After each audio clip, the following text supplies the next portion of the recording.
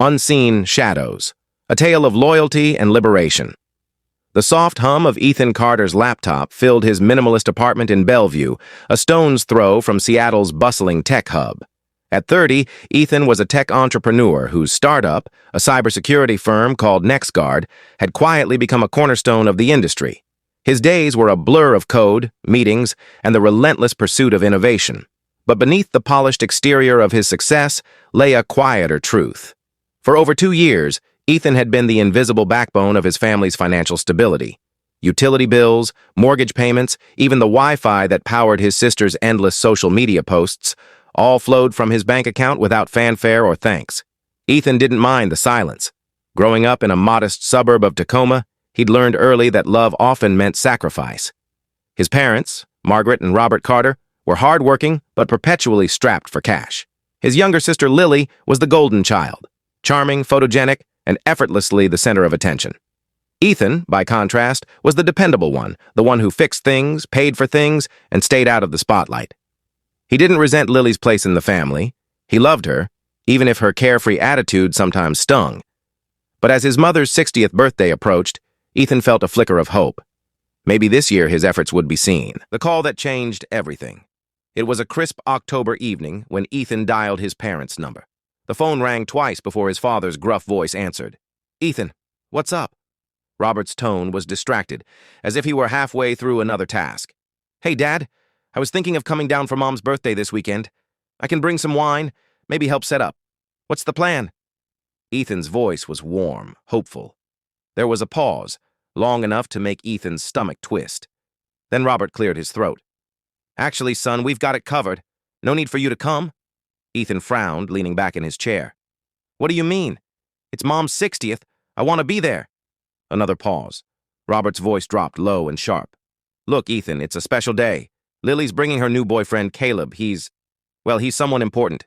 We're keeping it small, and frankly, you don't exactly fit the vibe we're going for. You'd stick out next to him. It'd be embarrassing." The words hit like a punch to the gut. Ethan's grip tightened on the phone. "Embarrassing?" he repeated, his voice barely above a whisper.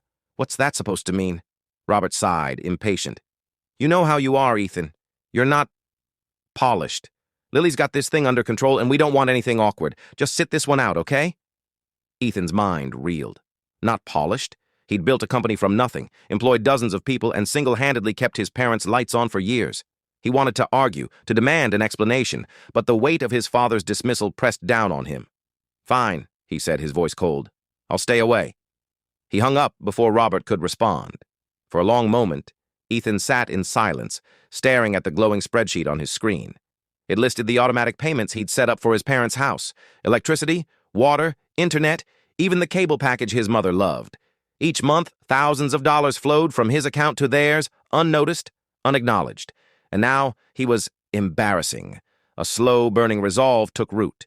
Ethan opened his banking app and, with a few deliberate clicks, canceled every recurring payment.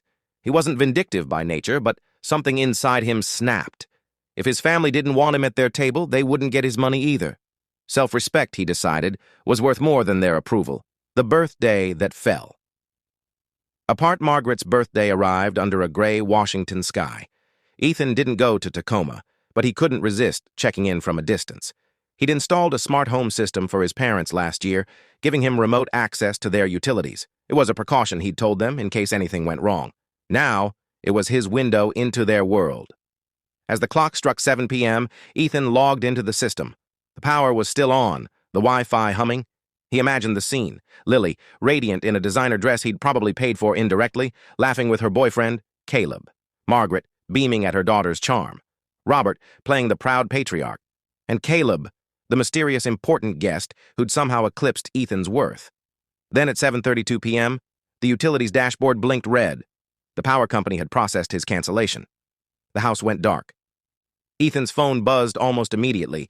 Texts from Lily, then his mother, then his father. "What's going on?" "The lights are out." "Ethan, fix this now." He ignored them. An hour later, a video call request popped up from his Aunt Lauren, his mother's sister, who'd always been kinder to him than his parents. Against his better judgment, he answered, "Ethan, honey, what's happening?" Lauren's face filled the screen, her expression frantic. Behind her, the Carter house was lit by phone flashlights and candles. Lily was arguing with someone off-screen, her voice sharp. Margaret looked close to tears. I stopped the payments, Ethan said flatly. Dad told me I wasn't welcome, so I figured you didn't need my help anymore. Lauren's eyes widened. Payments? What are you talking about? Before Ethan could answer, the camera swung wildly, catching Lily's boyfriend Caleb in the frame. Ethan froze. He knew that face. Caleb worked at NextGuard, a junior developer in the encryption team. Ethan was his boss. The realization hit like a lightning bolt. His family had uninvited him to fawn over an employee who reported to him daily. Lauren, put Caleb on, Ethan said, his voice steady but laced with steel. Lauren, confused, handed the phone to Caleb, whose confident smirk faltered when he saw Ethan's face. Hey, Ethan, Caleb stammered. Didn't expect to see you. Clearly, Ethan replied. Enjoying the party? The background noise died down as Lily and Robert realized who was on the call. Lily's voice cut in, shrill. Ethan, what did you do? The power's off, the internet's gone. Mom's birthday is ruined. Ethan's gaze didn't waver from Caleb. You didn't tell them, did you? He asked. That you work for me. That I sign your paychecks. The silence was deafening. Lily's face appeared on the screen, pale with shock. What? Caleb's on my team at NextGuard, Ethan said, his tone calm but cutting. I've been paying for this house, your lights, your Wi-Fi, your cable, for years. But since I'm too embarrassing to be here, I stopped. You can figure it out from here. Margaret's voice broke through, trembling. Ethan, we didn't know. Why didn't you tell us? Ethan laughed, a bitter edge to it. I shouldn't have to. You chose who you wanted at your table. I'm done begging for a seat. He ended the call. The screen went dark, but his heart pounded. For the first time, he felt the weight of his own worth, not as a provider, but as a person. He wasn't invisible anymore.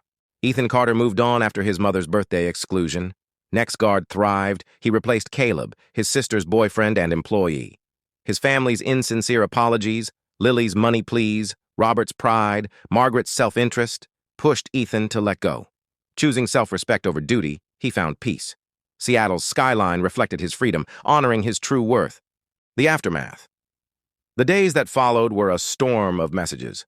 Lily sent tearful apologies, claiming she didn't know about the payments. Robert left voicemails that veered between anger and guilt. Margaret texted long paragraphs about how she'd always loved him, how she'd made a mistake. Ethan read them all but didn't respond. The apologies felt hollow, more about their sudden loss of comfort than genuine remorse. 3 weeks later, his parents showed up at his apartment unannounced. Ethan opened the door to find Margaret clutching a tissue and Robert standing stiffly behind her. They looked smaller somehow, diminished by the reality of their choices. Ethan, we're sorry, Margaret began, her voice shaky. We didn't realize how much you were doing. We were wrong to exclude you. Ethan leaned against the doorframe, arms crossed. Okay, and? Robert's face reddened. What do you mean, and? We're apologizing. We need your help, son. The bills are piling up. Maybe $2,000 a month? Just to get us back on track? Ethan's jaw tightened. He'd expected this, but hearing it still hurt. What's Lily contributing? He asked. Margaret blinked. Lily? She's trying. She doesn't have your kind of money. Then why am I the one you're asking? Ethan's voice was calm but unyielding. If you want my help, match whatever Lily's giving. Or sign a legal agreement that I get an equal share of the inheritance. No more favoritism. Robert exploded. You're blackmailing us? After everything we've done for you? Everything you've done? Ethan shot back.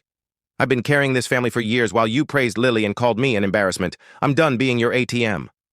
Margaret reached for his arm, but Ethan stepped back. Please leave, he said. I need to protect my peace. They left without another word. Ethan closed the door, the click echoing in the quiet apartment. For a moment, he felt a pang of guilt. Had he been too harsh, too cold? But as he looked around his space, simple, earned, his, he realized the truth.